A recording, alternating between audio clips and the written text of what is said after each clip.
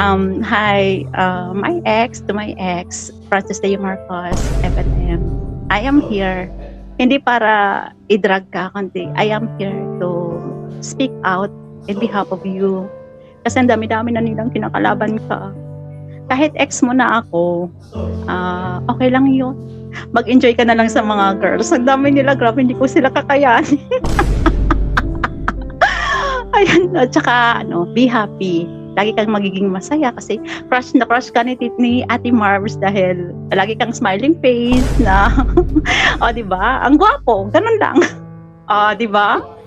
Yan lang. So yan yung usapan ni Bungo at ni Ate Marbs. Kita nyo naman itong si Ate Marbs, talagang dedicated kay Norman. No? Nung mga nakaraan linggo yan, yung usapan nilang yan. Kaya lang nung isang araw, meron namang live stream si Norman at tinanong siya tungkol dito kay Ate Marbs at ito sinabi niya. Boss, may pag-asa ba sa puso mo si Ate Marbs? Ha? Sino yun? Sa puso ko? Lahat ng tao may pag-asa sa puso ko. Siyempre, mahal ko lahat sila. Si Ate Marbs isang OFW content creator. Shout out sa'yo, Ate Marbs.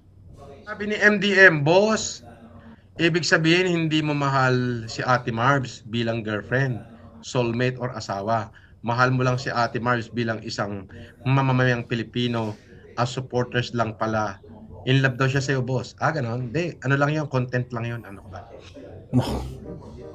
Magkabalikan pa kaya itong dalawang to.